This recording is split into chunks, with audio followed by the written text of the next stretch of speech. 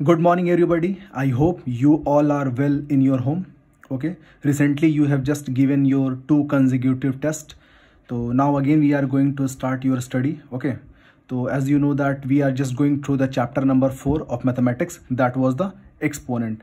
And you know that we have completed the first exercise and we are just going through the second exercise. Okay. But before just starting the second exercise from where we have left, once again we are going to just revise some of the very important topic of this chapter, that was the laws of exponent. So today I am going to do a quick revision of the law of exponent, and this is one of the very important thing that you have to just remember, because these things are going to be helpful in your next classes also. Okay, so the very first law of exponent, what does it says? I will tell you that if the two numbers are having the same basis, suppose a and again a, and the two numbers are having the same basis but having a different power. Suppose it is having the power m, it is power having n.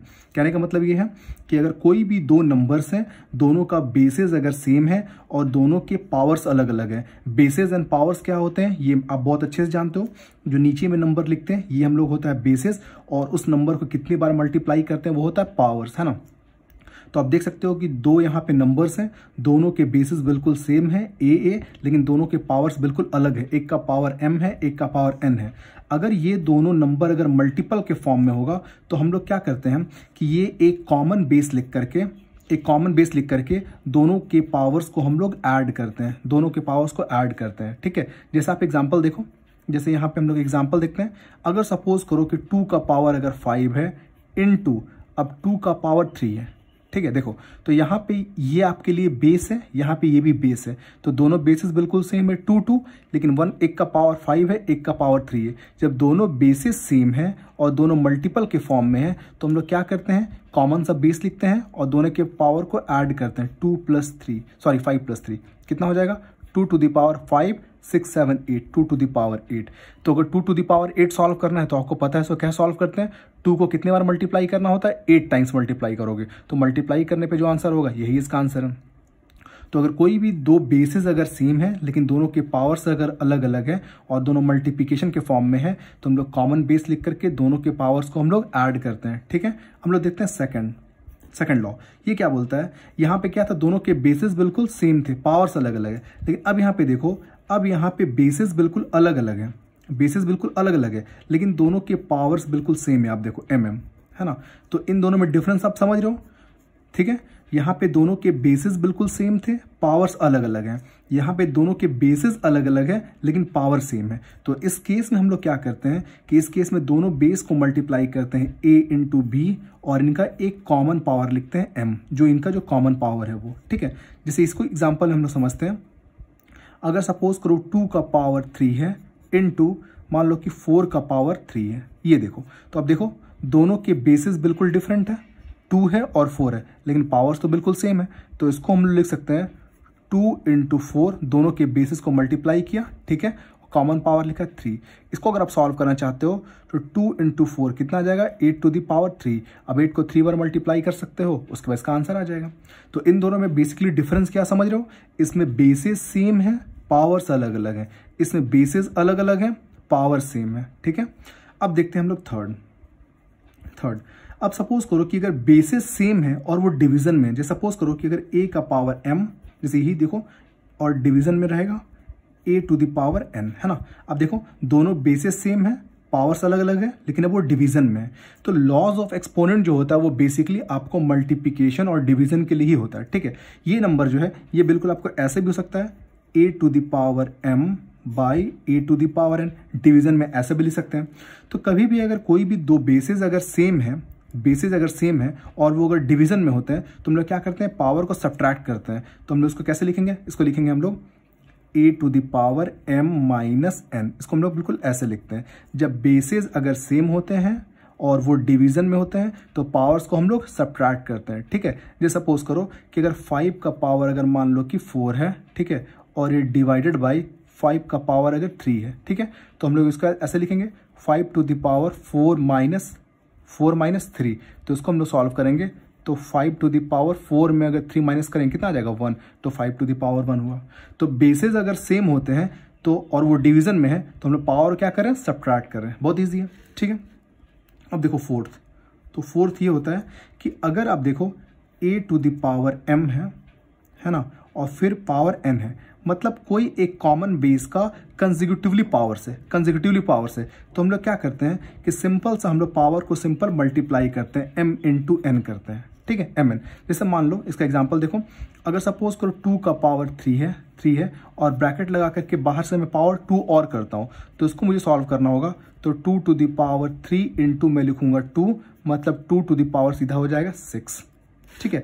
इसका एक और example देख लो, अगर कुछ ज़्यादा power अगर बढ़ जाते हैं, अगर a टू द पावर अगर सपोज करो कि m है, फिर बाहर से पावर एक n है और बाहर से पावर आप चाहो तो k एक और पावर ले लो, और वैसे और मल्टीप्लाई कर सकते हैं। तो उसको हम लोग लिख सकते हैं a to the power m into n into k, मतलब जितनी बार पावर जाता है ना सारे को आप मल्टीप्लाई कर दो, आपको बिल्कुल आंसर आ जाएगा, ठीक है। ये चीज़ है। अब देखो फिफ्थ नंबर, अब यहाँ पे कोई भी है a और b है, न्यूमरेटर और डिनोमिनेटर, देखो a और b न्यूमरेटर और डिनोमिनेटर के फॉर्म में। अब इसका एक कॉमन पावर है m, तो अगर न्यूमरेटर और डिनोमिनेटर का अगर कॉमन पावर m है तो हम लोग न्यूमरेटर और डिनोमिनेटर को बिल्कुल पावर डिस्ट्रीब्यूट कर सकते हैं। जैसे इसको मैं लिख सकता हूँ a to the power m by b to the power m, मतलब न्यूमरेटर और डिनोमिनेटर का अगर कॉमन पावर है तो हम लोग न्यूमरेटर और डिनोमिनेटर को बिल्कुल सेम पावर को दोनों के पास लिख सकते हैं। या इसका अगर उल्टा भी, इसको ऐसे लिख सकते हो, अगर a और b न्यूमरेटर और डिनोमिनेटर के अगर सेम पावर्स हैं m है, तो हम लोग a और b मतलब न्यूमरेटर और डिनोमिनेटर लिख करके इसके कॉमन पावर बिल्कुल ऐसे लिख सकते हैं, ठीक है। जैसे एग्जांपल देखो, अगर यहाँ पे मान लो कि 2/3 है, इसका पावर अगर मान लो कि 4 है, पावर 4 है, तो इसको हम लोग ऐसे लिख सकते हैं 2 का पावर 4/3 का पावर 4। और इसको आप सॉल्व करना बहुत अच्छे से जानते हो, 2 का पावर 4 है मतलब 2 को 4 बार मल्टीप्लाई करना है और 3 को 4 बार मल्टीप्लाई करना है, ठीक है। और अगर यही ऐसा रहता, अगर 2 का पावर अगर 4 है और 3 का पावर अगर 4 है, तो इसको हम लोग कैसे लिख सकते थे, 2/3 का होल टू द पावर 4, इसको हम लोग बोलते हैं होल टू द पावर, ठीक है। तो ये आपका फिफ्थ लॉ था। हम लोग देखते हैं सिक्स्थ लॉ क्या बोलता है, a to the power 0 equal to 1। तो यहाँ पे कोई भी अगर आपके पास एक नंबर है, चाहे वो कांस्टेंट है या वेरिएबल है, जहाँ उसका पावर 0 सीधा उसका वैल्यू 1। जैसे फॉर एग्जांपल अगर आप मान लो 5 है, 5 का पावर आप 0 लिखते हो तो सीधा इसका वैल्यू कितना हो जाएगा 1। इसको मैं एग्जांपल लिखता हूँ, 5 टू द पावर अगर 5 का पावर अगर 0 है तो सीधा उसका वैल्यू कितना हो जाएगा 1। वैसे अगर मैं x का पावर भी 0 करूंगा तो कितना हो जाएगा 1। तो चाहे वो कांस्टेंट हो चाहे वो वेरिएबल हो, कांस्टेंट हो या तो वेरिएबल हो, जहां उसका पावर 0 मतलब सीधा वो 1, ठीक है। ये है। अब नेक्स्ट देखो सेवन्थ नंबर, अगर a to the power n, अब कोई भी आपके पास एक नंबर है, चाहे वो कांस्टेंट वेरिएबल कुछ भी है, ठीक है, अगर उसका पावर अगर नेगेटिव में है, तो इस नेगेटिव पावर को अगर आप पॉजिटिव में कन्वर्ट करना है तो उसका रूल क्या होता है कि कभी भी न्यूमरेटर और डिनोमिनेटर को इंटरचेंज किया जाएगा तो उसके पावर जो है वो भी चेंज हो जाएंगे, प्लस से माइनस, माइनस से प्लस। देखो यहाँ पे आप देखो इसके नीचे कुछ भी नहीं है, मैं नीचे 1 खुद से लिख सकता हूँ, ठीक है। तो अभी अगर न्यूमरेटर और डिनोमिनेटर को इंटरचेंज कर दूँ तो ये डिनोमिनेटर में 1 है तो ये चला गया ऊपर, और ये न्यूमरेटर में ये था तो ये चला गया नीचे। तो जैसे पावर आप न्यूमरेटर और डिनोमिनेटर को इंटरचेंज करोगे तो सीधा उसका पावर क्या होगा, वो भी चेंज कर जाएगा, प्लस से माइनस में आ जाएगा, ठीक है। तो अगर a to the power minus n है तो उसको मैं 1/a to the power minus n लिख सकता हूँ, ठीक है। जैसे इसका और भी एग्जांपल देखो, जैसे अगर सब इस एग्जांपल देख लो पहले, अगर हमारा 2 टू द पावर अगर -5 है, 2 टू द पावर -5 है, तो उसको मैं अगर 1/2 टू द पावर 5 बिल्कुल ऐसे लिख सकता हूँ, ठीक है। इसका कुछ और एग्जाम्पल देख लेते हैं, ठीक है। जैसे सपोज करो कि अगर ये 2/3 है, इसका अगर होल टू द पावर अगर 4 है, 2/3 है, इसका अगर होल टू द पावर 4 है, तो अगर मैं न्यूमरेटर डिनोमिनेटर को इंटरचेंज करता हूँ, अगर मैं इसको 3/2 लिखता हूँ तो इसका मैं पावर को क्या लिख सकता हूँ, -4 लिख सकता हूँ। तो न्यूमरेटर और डिनोमिनेटर को इंटरचेंज कर देंगे तो पावर ये बिल्कुल चेंज हो जाएगा, ठीक है। यही बिल्कुल कंसेप्ट है। तो ये कुछ लॉज ऑफ एक्सपोनेंट थे जो हम लोगों ने पहले भी आपके साथ डिस्कस किया था, तो ये जस्ट एक रिविजन है, ठीक है। तो नेक्स्ट वीडियो हम लोग डिस्कस करेंगे सेकंड एक्सरसाइज से related questions. Okay, thank you very much.